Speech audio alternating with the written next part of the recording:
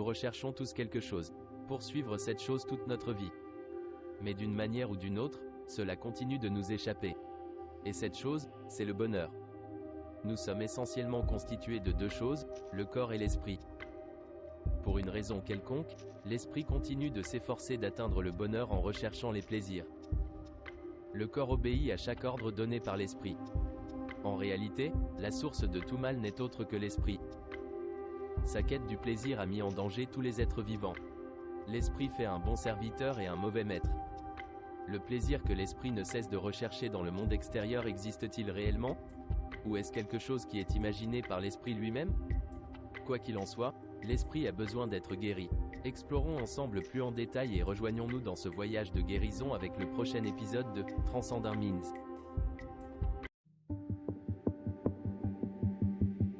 Comme nous l'avons évoqué dans notre épisode précédent, c'est l'esprit qui dirige les actions de tous les êtres vivants. L'esprit est programmé pour délibérer sur les sens capturés par les organes sensoriels. Ensuite, l'esprit vérifie si ces sens sont conformes à sa version de l'adéquation.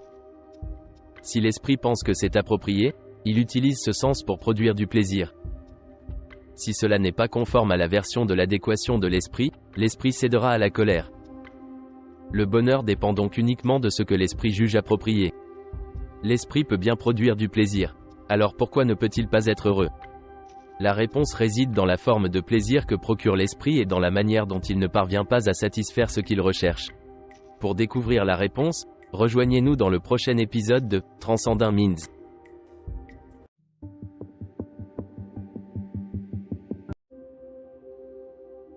Nous avons promis de faire la lumière sur la manière dont l'esprit produit du plaisir.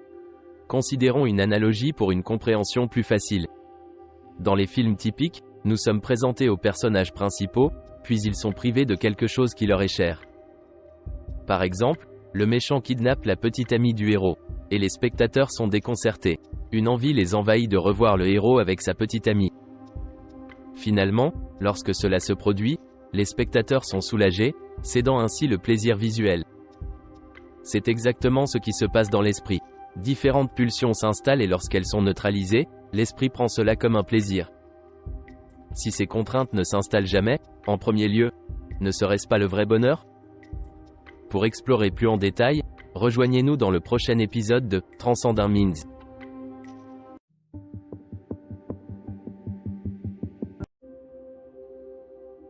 Comme nous l'avons déjà identifié, l'esprit est frappé par différentes pulsions et celles-ci sont neutralisées grâce aux sensations captées par les organes des sens comme l'œil. Cependant, les sensations sont de courte durée et l'épanouissement que ressent l'esprit retourne bientôt au vide. Ainsi l'esprit dirige chacun des scanners qu'il possède ou les organes des sens à la recherche de sensations sympathiques et agréables dans une frénésie folle. Cependant, les sensations ne sont pas toujours sympathiques et agréables. Pour découvrir pourquoi, rejoignez-nous dans notre prochain épisode de Transcending Minds.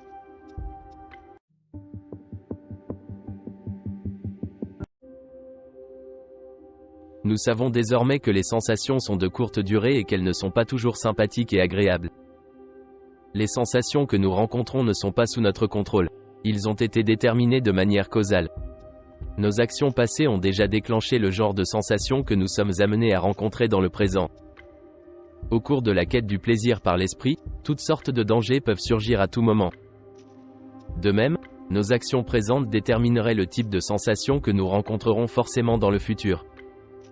Nous ne pouvons pas remonter le temps, mais nous pouvons changer la façon dont nous réagissons à chaque sensation que nous rencontrons dans le présent. Pour savoir comment faire, rejoignez-nous dans le prochain épisode de Transcending Minds.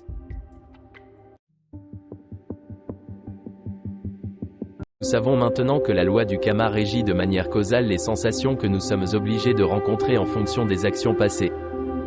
Les sensations que nous allons rencontrer dans le présent ne sont ni sous notre contrôle, ni à notre goût. De temps en temps, nous pourrions avoir de la chance. Mais dans la majorité des cas, les choses sont plutôt misérables. La vie trouverait toujours un moyen de vous décevoir. Pourquoi voudrait-on jouer avec la vie, en espérant que la vie se passera bien? Personne n'aime être accueilli par des sensations désagréables. Mais tant que nous souhaitons ressentir des sensations agréables, nous rencontrerons inévitablement des sensations désagréables. De cette façon, les sensations agréables s'avèrent n'être qu'une malédiction déguisée. les sensations agréables disparaissent rapidement. Les sensations désagréables ont le don de se frayer un chemin dans nos vies. Rejoignez-nous dans le prochain épisode pour en savoir plus sur la manière de gérer les sensations rencontrées.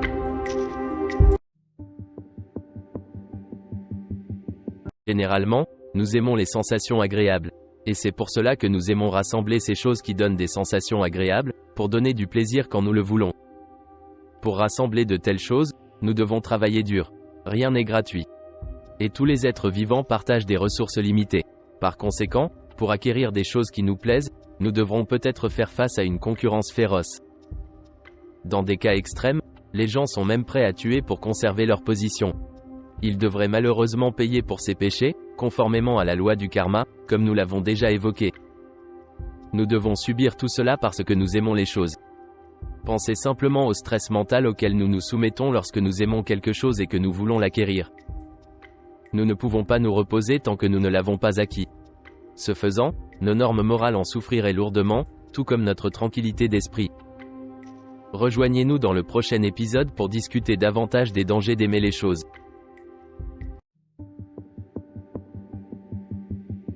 Nous savons désormais qu'il faut lutter pour acquérir quelque chose qui plaise.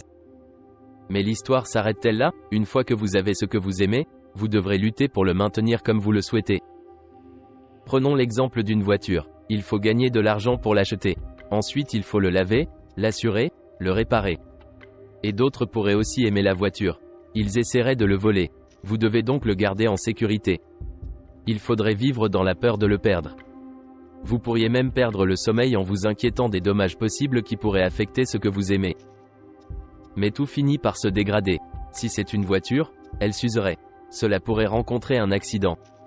Quelqu'un pourrait le voler. N'est-il pas clair que les sensations agréables sont la cause de la souffrance? Toutes ces souffrances, uniquement à cause du désir. Explorons en détail la futilité d'avoir envie de choses dans le prochain épisode de Transcending Minds.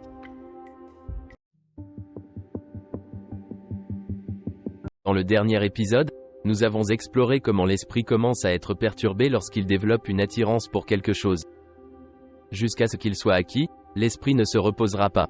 Il faudrait donc travailler jusqu'à ce que l'objet désiré soit acquis. Et puis nous connaissons la difficulté de posséder l'objet désiré pour le maintenir au goût de l'esprit et la peur de tout dommage qui lui serait causé. Quoi qu'il en soit, rien n'empêcherait que les objets désirés se dégradent. Tout ce qui est fabriqué va à la décomposition. Et il finira par connaître sa disparition. Cette décadence et cette disparition éventuelle causeraient à l'esprit beaucoup de chagrin, de lamentation et de désespoir. Tout ça parce que j'aime quelque chose. Cela ne se limite pas à aimer les objets physiques, cela imprègne les différents personnages personnifiés par l'esprit à travers nous. Explorons plus en détail dans le prochain épisode de Transcending Minds. Dans le dernier épisode, nous avons appris comment chaque objet fabriqué se dégrade jusqu'à atteindre sa disparition ultime. Toutes les productions sont sujettes à la mort et à la décadence. Mais ce ne sont pas toujours des objets.